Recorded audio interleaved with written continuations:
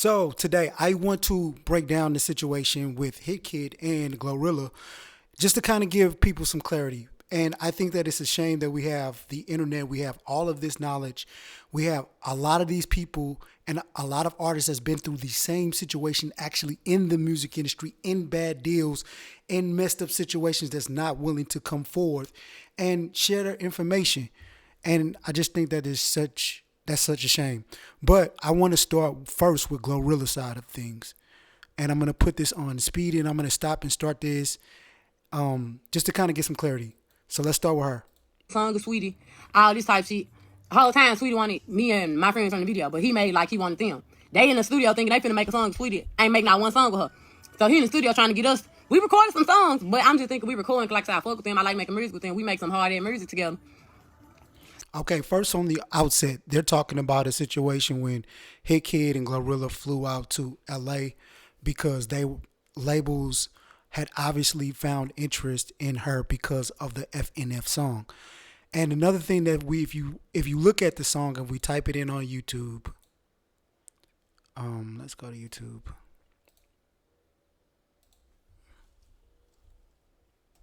FNF. His name is on the song. Now, to me, I think that this is incredibly smart. I'm not even going to lie. This is incredibly smart, and more producers and songwriters should start doing this because if the song blows up, it forces a label's hand to have to deal with that person as an artist too, and that person is entitled to artist royalties. So that's a different thing. He did that because at the end of the day, if he recorded this or paid for the studio time, he essentially owns the master recording. Now, whenever you produce a song, there's two rights that you have to worry about. You have the publishing rights, and you essentially create two sets of properties. You create publishing, the what's called the publishing, and the master recording. Those are how you essentially get paid. This is the property that is that is ultimately valuable when you are creating a song. So let's go forward with Glorilla. So I'm thinking, we just making music the whole time. He trying to record a whole EP so he can go with his deal. So another thing is like nobody was oblivious to the fact that when that FNF song started to blow up, that they seen this rise of this girl. So of course somebody who's on the upcome, who's coming up themselves like a Saweetie would want to collab with her. It just makes perfect sense. So let's go for it. Deal, cause like I said, he gotta get that deal satisfied by getting an EP done with all that's on there.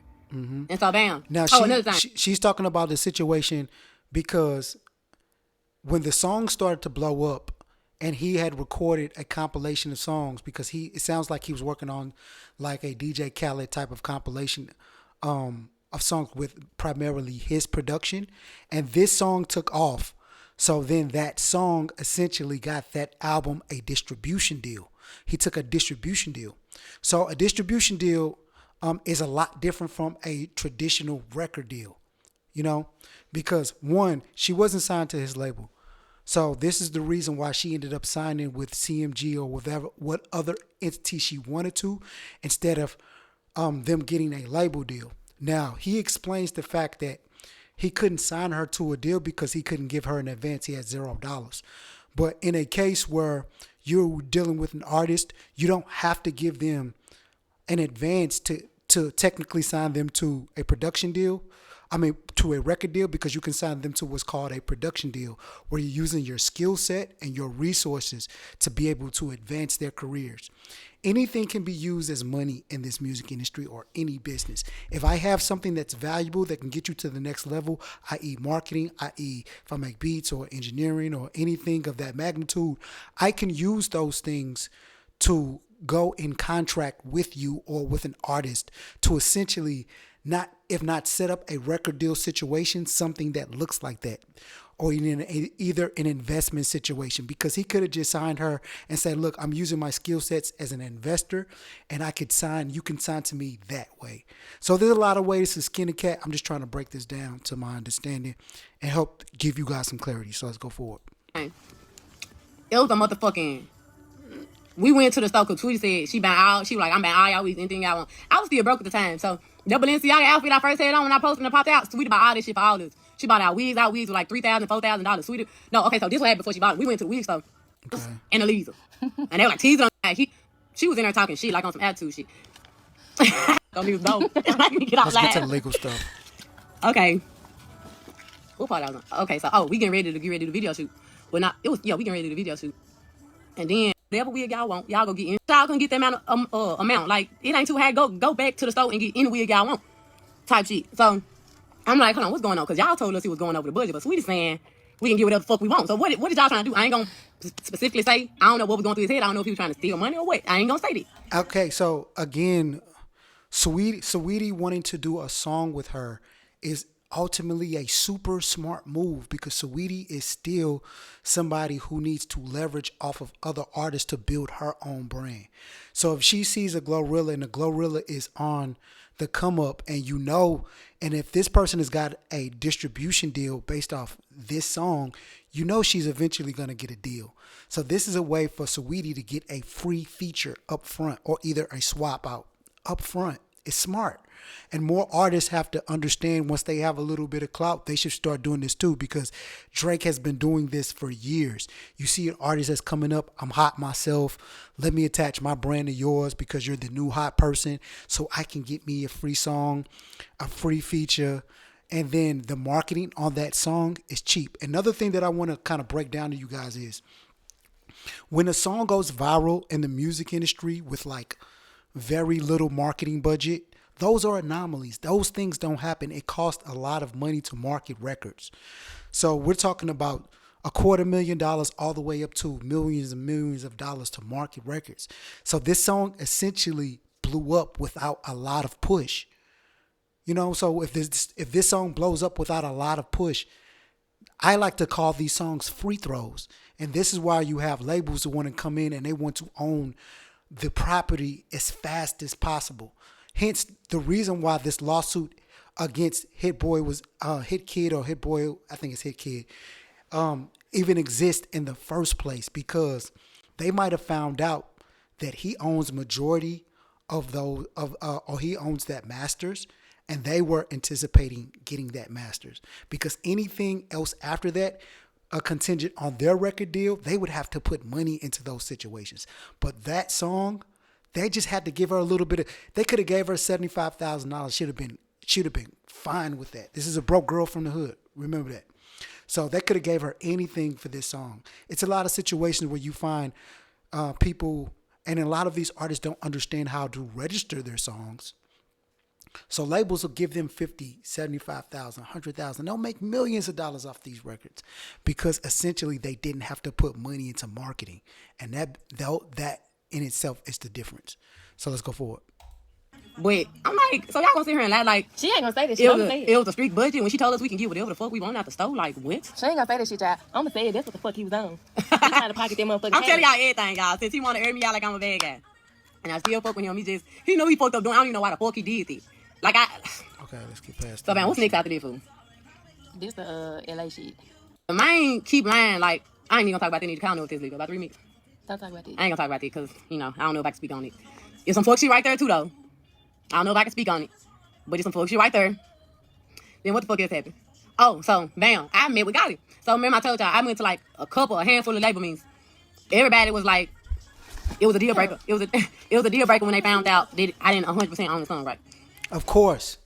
It's a deal breaker when I find out that I don't 100% own the song. And artists have to realize this. If you go to the studio and you don't pay for the record, if you don't pay the engineer, if somebody else puts their time and their energy and their resource into a song and they pay for the recording or they record you yourself, they own the masters. Because that is where majority of the money is made in the music industry. It's not even on the publishing side. We make a little bit of money on the publishing. We make a lot on the master recording. We make a lot on the master recording. Let me say that again. The third time, we make a lot on the master recording. Labels want the masters. The publishing is cool because in these record deals, they want a piece of the publishing too. Sometimes, especially if they have publishing companies themselves, but they really want those masters. He owned those masters and he already did a distribution deal. That Therein lies the rub, and there was the major deal breaker. She would have had a bigger deal than CMG had it not been for that situation because the song was already taken off. Here we go. And I was telling people that. So how the fuck can I sign a song to my contract and you already signed it? Like, make it make sense. Like, please, how the fuck can I add a song to my contract that you already signed over without my permission? Of course, he didn't need your permission to sign the song. He recorded the song. You didn't pay for the studio time. You didn't pay for the recording of the song. You didn't. So, essentially, look at it like this in this situation. She brought herself. And this is me assuming, and I'm looking for more clarity, just like with you all. I'm looking to gain clarity too, because if she did pay for that song, and she paid him for a studio time, if he recorded it himself, he mixed and mastered it, all of those people have to be paid. If there is no work for hire situation within that situation, he owns the whole master recording. You own your portion of what you wrote lyrically. He owns the beat, but he owns the master recording with your voice and everything on it. Now, the label or CMG might be coming back and trying to sue him and say, look, well, you didn't have the right to use her likeness without her permission. And a lot of times they'll try to come back and say that, and that's another sneaky way of labels trying to basically get him to sign over his rights. But he already did a distribution deal, and that's going to be hard to kind of prove in court because she had no problem when she did a whole video. You know what I mean? So if they take this to court, one, it's going to be a long process. Two, she already did a music video, which kind of alludes to the fact that she was okay with him using her likeness. And then they had a previous understanding because they were already in the studio making records. So I haven't looked at the actual lawsuit, but if I could bet money on anything, I think that it would be kind of like a likeness suit or something like that. Well, you didn't have my permission to use my likeness on and to put out this actual song. But without that motion, she would have no motion. Without that, she would have no motion. She would have got no record deal without that. So let's go forward. Please make sense. She don't make no sense. So, anyways, the last label meeting I went to, we got it. Like, man, y'all, every label that you could think of, well, I'm gonna say most labels are trying to sign me. So, bam, Gotti signed me on the yacht. Well, Gotti called me, like, come to Miami. Gotti was trying to get up with me for weeks. And I was like, going to everybody else label meetings. So I was like, okay, fuck God, like, come to Miami, you know what I'm saying? So I ended up going and shit. Like, he had been trying to get me for weeks, but I was just going to see what everybody else talking about. Right. No, Gotti had already knew about the situation because those other deals were better than this situation that Gotti offered you. To my understanding, he has a situation with Roc Nation. So he's a subsidiary to another bigger label. If she was trying to sign directly to, like, let's say, directly to a Sony or a Universal, those deals would have been a lot bigger. So, of course, Gotti was her last option. Let's go forward. We talked to him on the phone. I was like, this when we found out that it was a lot of legal bullshit going on with the song. This the part that I can't talk about either because it's...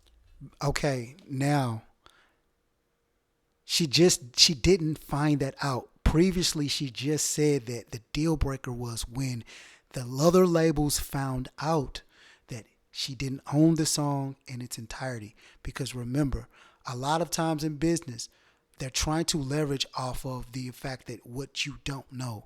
Because the most valuable thing in the music industry is the property itself. So it's not unfair business if you don't know. And I know you need to educate yourself. This is why artists have to be able to educate themselves on the business of music and not just worry about the music and not have your manager, all these other people. Because if they understand the business more than you do, then you get taken advantage of and you won't have a career. Because we talk so much about how much money people are making. We don't talk about how much money labels and label executives and people who own the songs, who buy into the songs make. Because essentially a song is like stock. A song is like a house. You can buy it, you can rent it, you could, you know what I mean? You can sell it just for a portion of time. There's a lot of fly stuff that we could do with these songs. We could put these songs in trust. It's a lot of fly stuff that we could do with these songs. So let's go forward. Some legal shit. It was going on with the song, so we was on the phone, gotta go, like, shit, well, what's your next step forward? I mean, what else you got? I'm like, shit, I got a whole, you know what I'm saying? I got good music. I know one he wants. He was like, all right, I want you to come out here so I can hear that shit. Bam. Gotti flew us out to Miami. Met him on the yacht. I'm talking about as soon as I got there, he was like, "She let me hear what you got." Cause you like apparently F&F. I ain't signing you off F&F because he knew that was my song. So he like, "Let me hear what you got." Played all my. Right. He can't sign you off F&F. So you still have a buzz, and this is where Gotti got it right, and this is where the labels messed up. She still had a buzz off of that song. They were just, a lot of labels are so greedy, or I won't say greedy, I would say not willing to invest in artists, especially when it's coming up on like fourth quarters and you have to submit your earnings to your investors, even as a private company.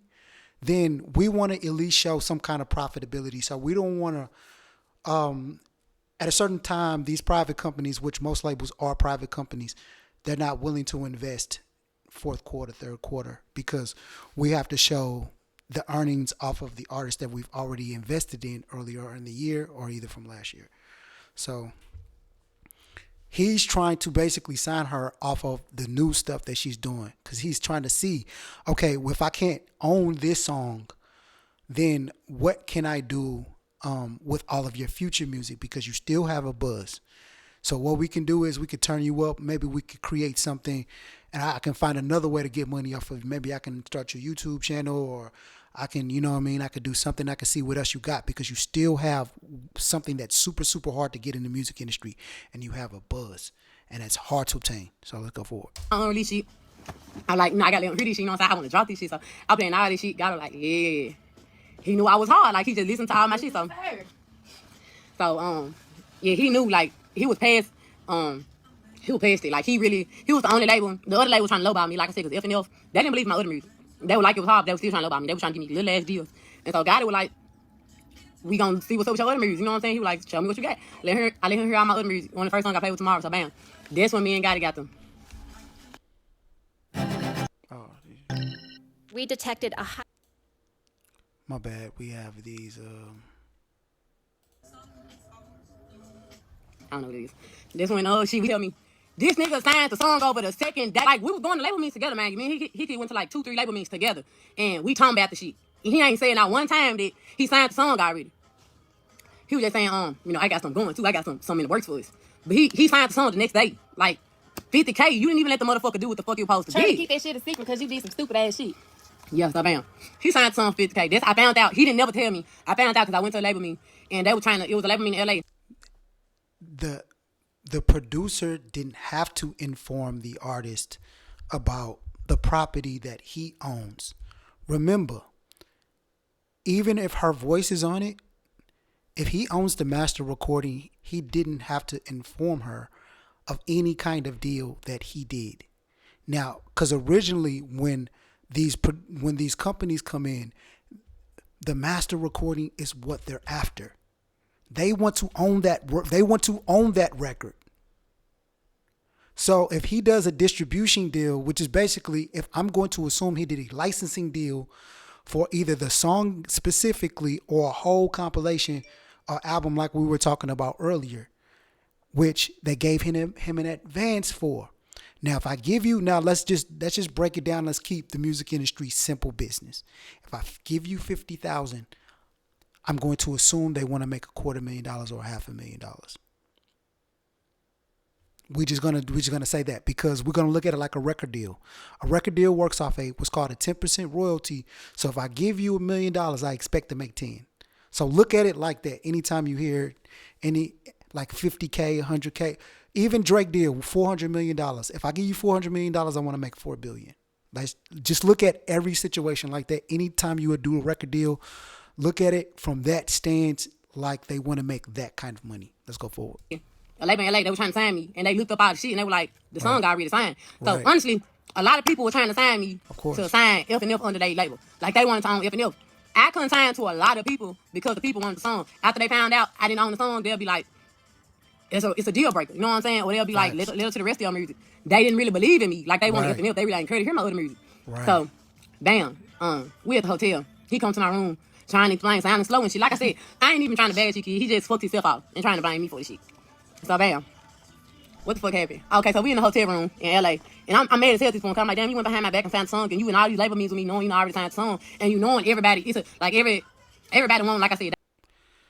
contingent upon these label meetings, when they went into that situation, she still could have got a deal. But even if he wouldn't have signed the song away, it would have been a problem because he could have just folded up his arms and said, look, I ain't taking no less than $500,000. I ain't taking no less than $1,000,000 for the song. And it would have still been a deal breaker for her situation because he owns the master recording. It's his property. He could do whatever he wants with his property. So at the end of the day, even if he wouldn't have signed them out, the labels would have had to find a way to squeeze or find a way to get that property away from him. She didn't own the rights to the record because, again, she didn't pay for the studio time. She didn't pay for the mixing and mastering. Whether he did that, whether he recorded it himself or he did that, if there was no money exchange for the actual recording, he owns the masters. So let that be a lesson. But to speak to her point, even if he didn't sign the song away, like it wouldn't have been. There was nothing that she could have did that would have still been a deal breaker. Let's go on. They won't sign the song because they like, we can sign her. I'm talking about good ass deals, but just off the fact that they like, okay, we seen this like Hitkidd and Glorilla, so it ain't your song. It ain't 100% your song, so we can't sign y'all for it. Right. It was a record deal. It was a deal breaker right off the bat when they found out it wasn't my song. Like I said, he wasn't saying that at first. He was going to my label meetings with me at first. Cause I ain't gonna lie, I'm so as fuck at the moment. I'm thinking he know about this shit because he done been in the industry a little bit with Meek Mill. And the whole time, cause he just started acting like he can talk and shit. So the whole time he came motherfucking, y'all. My name is stupid to say in the damn meeting. So okay, so we in the room. He like, yeah. So I remember I told you I had something going. You didn't tell me you signed the fuck song. I mean these label means blind as fuck. So like every time I tell them to name my song, they'll try to lowball me. They'll be like, okay, well 100K or we got you this because like they like, okay, well we don't know if your other song's gonna blow, so we're not gonna put all our money in you type shit. So that's type shit that was on me. Of course. Why put all of this new money into you when you already have a song that's going to generate millions and millions of dollars? We want that one because we want to be able to buy low. You're a nobody to us. That's how labels look at you. We know that you don't have the songs registered. We know that you don't have anything going. The song is essentially taking off with no marketing. And that's the beautiful thing about when artists get viral songs, you have to sit still. You have to be in a position to understand that, look, this took off. Now I need to figure out how to go get paid off of everything that this song is doing. I need to be able to maximize the situation. I need to be able to scrounge together and put together a team real quick. So this is where she needed to pay somebody for some consultation. She should have been sitting down with lawyers, with people who understand publishing, people who understand master recordings, to understand not just her, but him too. They should have both did that together. So then they could have both capitalized off the situation. She could have got her deal. He could have got the maximum money off the master recording from a label. So they both come out winning and not the labels, because now we're causing conflict between two people that have been working together for years and they created something beautiful, and now they went their way just because both of them didn't understand the business. This happens too often. It's got me frustrated. Let's go. So bam. So bam. I keep saying so bam. If y'all talk shit about me coming saying so bam, I'm like, that's how I tell my stories. I clap and I say bam. Okay, let's go see what he has to say. Oh my goodness. And then since I was working with the girls, I was like, this to put me on. So let's go to Hitkidd's side of the explanation, and it's going to align when you guys see it. It's going to align beautifully, so it's going to align perfectly. Anyway, you guys know, go break it down. Just to address the $0 situation, I want to sign all that. Well, I started a label. I was trying to start a label, and then since I was working with the girls, I was like, hey, I will present this opportunity. Y'all can sign to me. I can't get out no money because I ain't got no money. Of course. So what he should have did was he should have did a production deal. A production deal basically says I have the resources. I don't have the money to give you an advance, because if I'm a record deal, and even in a traditional record deal or either a production deal, you have to give them something. A lot of times you might see messed up deals where you see that the label give the artist at least $1. I hate that. They should change those rules where they should be able to at least give and the type of advance that the artist can live off of while the song generates money. But I don't like those circumstances. But a production deal, you basically say, I got the resources, I can help you create songs, but I just can't give you a full record deal because I don't have that kind of capital. So let's go forward. So that was it as far as like me trying to sign them for $0. Not something I don't really care that she signed. That was the point. Going over about the $50,000. I could have went about it a better way. I had signed the song over to Black Noise probably like 2 days, maybe the day before we left in Miami and we went to LA. So song over to Black Noise probably like 2 days, maybe the day Let's before. slow it down. Going over about the $50,000. I could have went about it a better way. I had signed the song over to Black Noise probably like 2 days. I don't know the company that he said he signed it over to, but he said 2 days before they were taking me. Another thing is, if you're negotiating a position, you want to hear all the positions. Again, you have the leverage. You have all of the leverage in the situation. You know you're taking a string of meetings. The song is going viral on YouTube, which means in itself, even when you put the song up, the song I think right now has 50 million views. If you needed $50,000 that bad, you could have just monetized the video. That's all you had to do. It's on your YouTube page. The song, those 50 million views alone generated $50,000. Why did you have to take $50,000? Excuse my French. But you didn't have to take $50,000. You could have just sat still because the song was taking off. Jesus Christ. This is why we need to know the business. Here we go. Maybe the day before we left in Miami and we went to LA. So I did a distribution deal over the song, over the project, because F&F, she did the song for me for an album that I was working on. Okay, again, and this is where I'm getting confusion because he said, one, he said he signed a song over. Two, he said he did a distribution deal. Doing a distribution deal isn't signing the song over in its entirety. Because a buyout looks very, very different from doing a distribution deal. Doing a distribution deal, you still have to put in your own marketing, your own promotion. So I'm kind of confused with what he's saying. Is he doing a distribution deal with saying that a company is giving you money up front? They're going to put it on their platforms and they just have more resources than you do? Or did you actually sign the song over to somebody, which means that I transfer the rights to somebody else? So still even hearing this producer, I still don't get the point of, did you sign the song over? Did you do a distribution deal? What essentially means that is a licensing deal for a period of time until the song makes enough money. We just gave you an advance on it and we took some interest. So it just depends. But he's giving me like two different explanations. But if I were to guess now, hearing him for the first time, I would say that he sold this song for $50,000. On some separate stuff.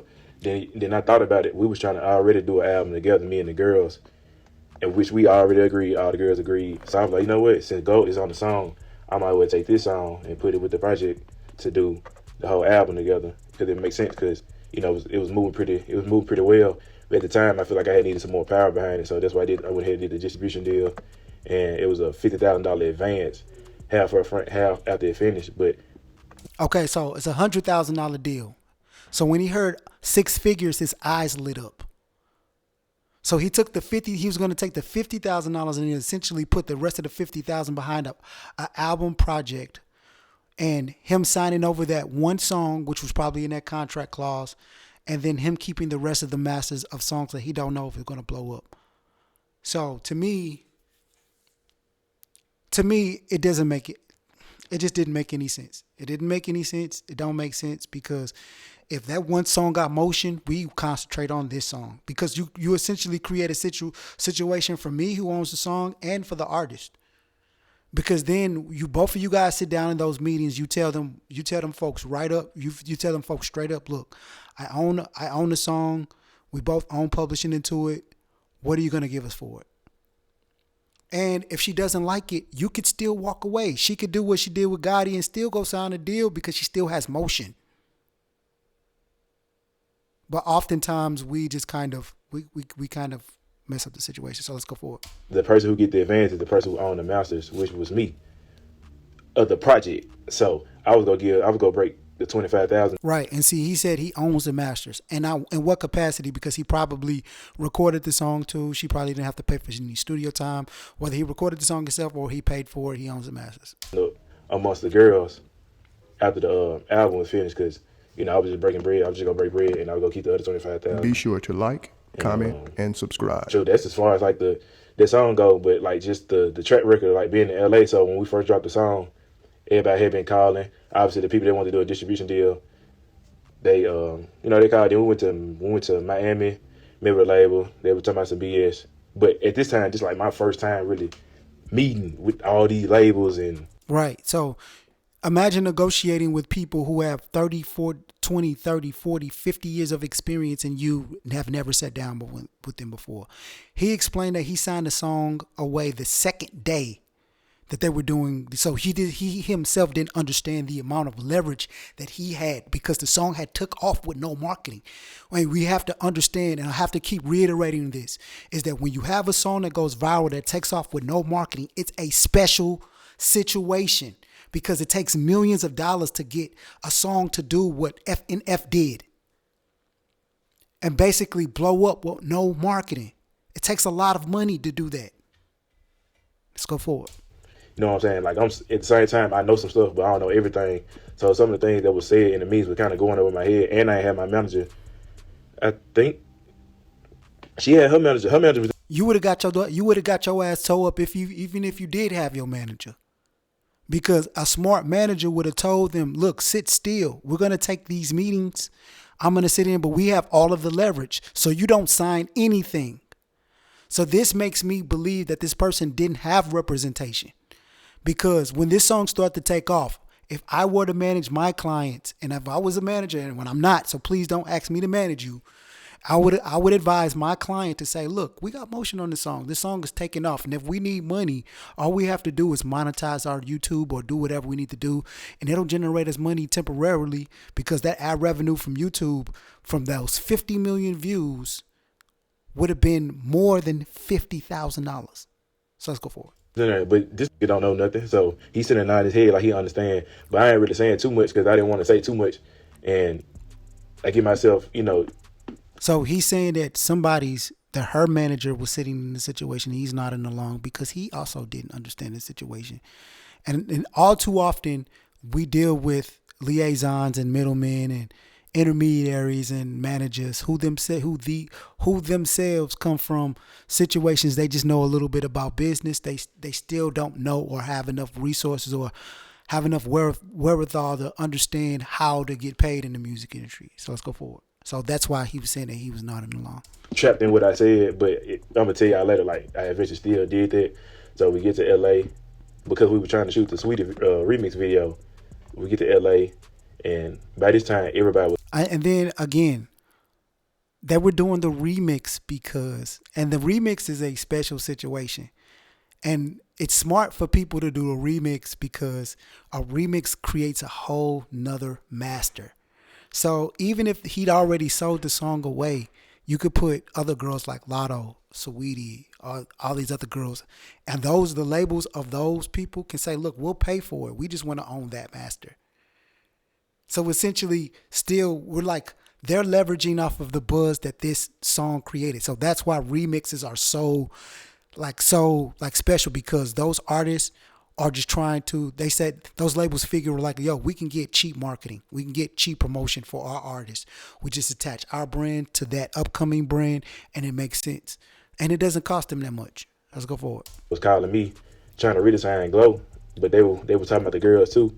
And they were talking about me as an individual, and they were talking about us all together.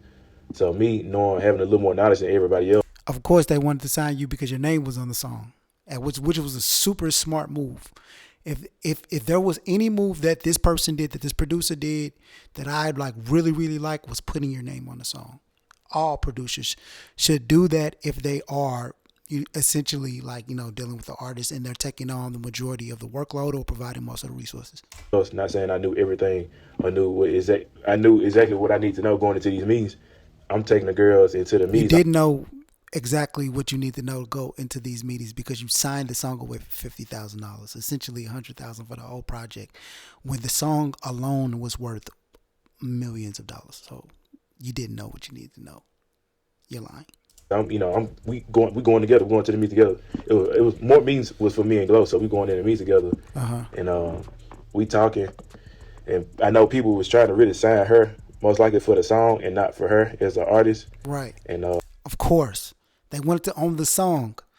They would have gave her $250,000 for that song if she would have owned the song. They would have tried to lowball her. She met with every label, every major label that had money. And you got to think about what time at that particular time. I don't know what time of the year it was or when they did the deal, and which partially got to have retract some of my statement because I don't know at what time they did that song. But it doesn't matter. Any time of the year, like, yo, we need to sign this person because they did something special. as I'm And they wanted to own that property. in the meeting, I'm just soaking up the game, and I'm also Sitting in meetings is not a time to soak up game. You soak up game when you're in the studio and you're creating songs. You got a catalog, but you have no motion yet. You study in the meantime, and then that's when you soak up game. You pay for game. Artists, stop being cheap and pay for game. You don't soak up game when you get into a situation worth millions of dollars. Stupid. I can't forget myself. so telling them about what I already know. Well, I'm speaking on behalf of what I already know at the time. So then you tell these labels what you know. So they figure out how ignorant you are because they say, okay, he knows this, and that, and the third. And basically you really don't know it because if you know it, you would have did it already. Oh, I know that these points are supposed to be this. Okay, doesn't matter. If you don't know how to get paid, one thing is the most important and is essential thing in the music business. If you don't know how to get paid, you don't know it. Let's go forward. So Expedia commercial. Sorry, guys. No copyright strikes. stuff going on in my head in the Mies, and I'm thinking I'm just like helping her out, building these relationships with these people in the Mies. But I was like, look, we gonna go in the Mies. You ain't got to sign no paperwork. I ain't gonna make you sign no paperwork or nothing like that. But every time we had like some Mies, or I feel like it might have been a misunderstanding between me and her, I would go to her room and be like, hey, look, I messed up about this. Because I'm learning as I'm going into the meeting. I'm like, hey, look, I messed up. Her manager was in the room too. Or I called her manager in her room and we'll sit there and talk about it. I'm like, hey, look, I messed up saying this. I really shouldn't have said this because I just not learned. Like, because they taking what I'm saying and turn into some whole other industry mess. And I'm like, Of course, because then they ask you questions about who owns these masters, and he's telling him, he's trying to basically give his position on how much he knows, and you're trying to sound smart when you aren't. And that's one of the biggest things. That's one of the biggest things that's wrong with the music industry is that a lot of us are just know-it-alls. Don't go into the situation. Don't go into a situation and you sit down with people in meetings and you don't know what the hell you're talking about. This is where you hire counsel. This is not even where you go hire a lawyer pro bono, but you pay a lawyer to go and sit with you. You pay a lawyer to come out there. You pay him hourly.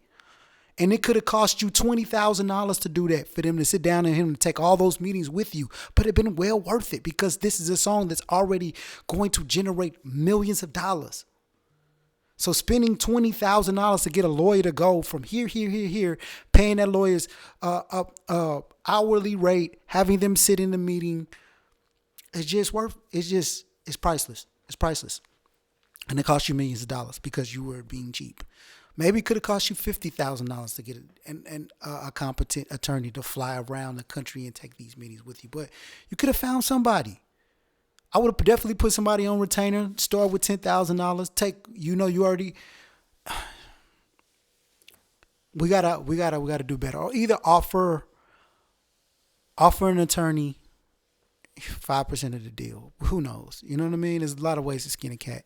But anybody would have jumped on the situation to make money. So let's go. bro, I ain't really feeling this. And I could tell she thought I was trying to like backdoor her. But I explained that I did a distribution deal for the album, which F&F is on, and the album was with all the girls. Right. So it was, if I was her, I'm like, yeah, this sounded sketchy. But I was trying to word it so it wasn't sketchy, but I was trying to word it to make sure she understood. You tried to lie. You tried to lie and say that you didn't sign the song away, which you had no problem signing the song away because it was your property. But essentially, you messed up both of you all's negotiating leverage. Because had you not signed the song away so quickly, you had a bigger position. Then you could have squeezed in her a deal, and you could have sold off the ownership of the song all in one. You could have got a 2-in-1. This is why you can't be too quick when you have the motion. You have the leverage. You have the song that's going viral. It takes millions and millions of dollars, hundreds of thousands of dollars to market a song. And that her manager understood. But I was like, bro, we gotta be on the same page. Because at first when we went out to LA, we went out on the same page. So people were taking it and using, that's when they were starting to divide and conquer. They were trying to bring me into me and like have me away from me. That's what I would have done to you. I would have done that to you too. Because the key thing in the music industry is still about property. Like any other business, it's about property. Anybody would have did that to you, bro. Everybody, and then they'll do the same thing with Mark. They'll take him to other rooms and have these meetings and trying to pull these little stunts and make plays. Of course, we want to talk to the manager to see what the situation is. Did she give him permission to do that? What's up with this?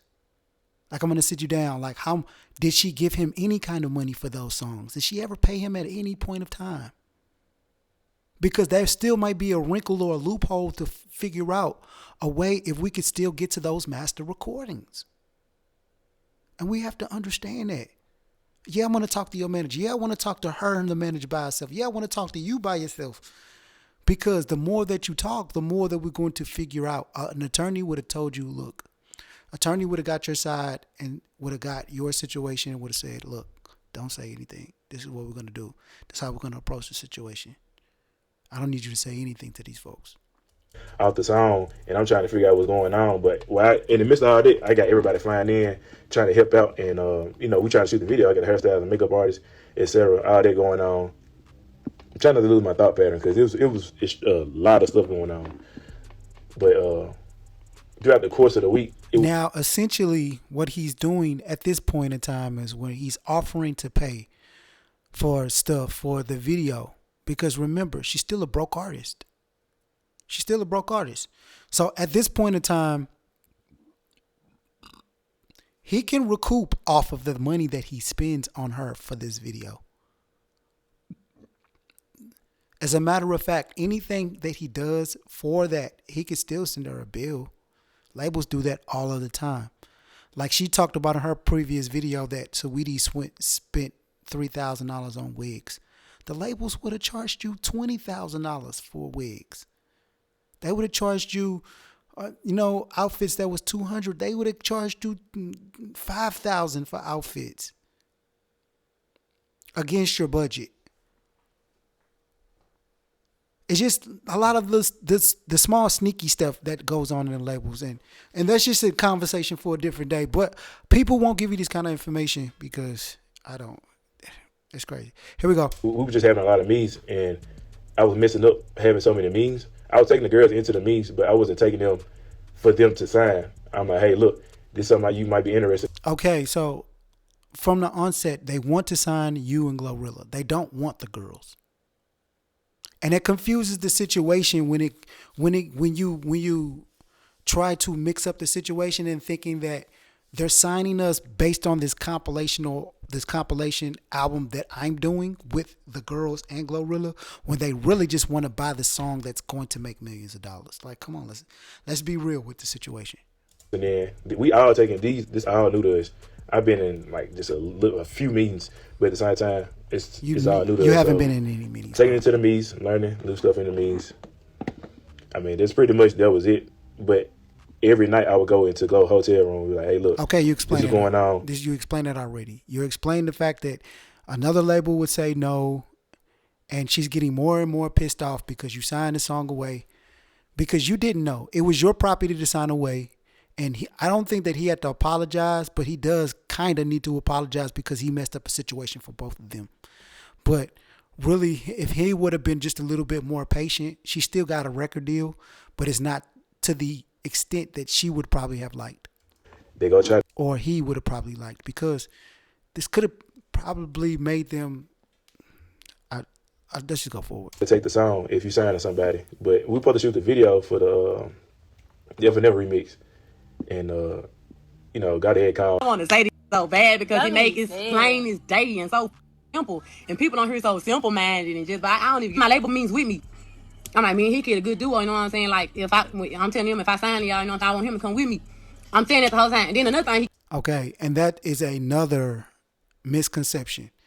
An artist will sign if they would have found out that she had that they would have found out that she owned those masters and he owned just a little bit of portion of that 50% of the from the beat and she owned her 50% of the beat.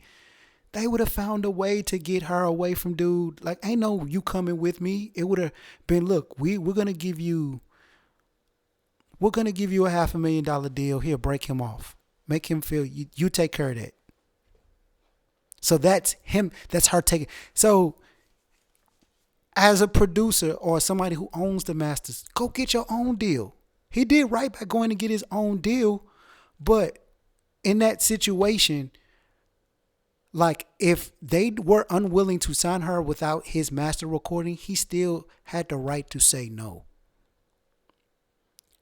So there's this misconception that artists, they say, look, if I blow up, I'm going to take you with me, which is translation for if I sign a deal, I'm going to find a way to squeeze you in the deal. And that's not possible. And I'm not going to say it's not possible unless we already have contractual obligation to each other where they have no other reason or they have no other choice but to deal with both of us. That's how you take people with you. That we're already in contract, we're already in concert with each other where anything that happens, we're a package team. We're a package deal. That's why she didn't get Song of the Year because his name is on it. His name is on the record. So any award that she got, he would have got too. That was a smart move. So let's break it down. he kept saying, I can't remember exactly what it was about, but he ended up saying, if they want you, they're going to have to pay me. Of course. Yes, this is correct. If they want you, they're going to have to pay me because I own the song. He's absolutely correct. He wasn't lying about that. I forgot exactly what amount he said. He said between $100K or $500K. Yes. And that's what he should have waited for. But he signed it away for $100K. And that's what they told him. 50 up front, 50 when the album is done. And it's stupid because on this distribution deal, they did it as a distribution deal and not a publishing deal or any other kind of deal. It's because they didn't have to offer support to give you any more money to get the project done. Stupid. So I just hope this is educating you guys. They're going to have to pay me for this song. He got the same thing after he kept saying labels called me. So I'm like, he on some So he's saying I use CMG lawyers. My lawyer is not a CMG lawyer. He was trying to get me to use his lawyer though. He was like, use my lawyer. No, I'm not using your lawyer, man, because I'm not using your lawyer. I used another lawyer, and he not CMG lawyer. Wrote that bar. He just said, say it again at the end. That's the only thing he contributed to that song. Glorilla, there were 2 BET awards, right? I won Artist of the Year, but my song FNF ain't win. Of course, FNF didn't win because the labels are trying to promote you. You don't have a song that they get a chance to make millions of dollars off of because he signed the song away. So now the company who owns that song for cheap, they get an opportunity to sell that song to anybody they want to, and they're going to make $1 million off of it. And they essentially signed that song away for $50,000. And they could have put some performance-based initiatives to say, look, if this compilation album doesn't do that well, then we never have to fulfill the contract because you didn't fulfill the sales that we would have liked. So just another funky way of doing it. We always have to watch out for these type of things. If FNF would have won, me and him would have won the award. Bam. It didn't happen. Of course. If FNF would have won, me and him would have won the award. I won. Jealousy. Okay, so guys,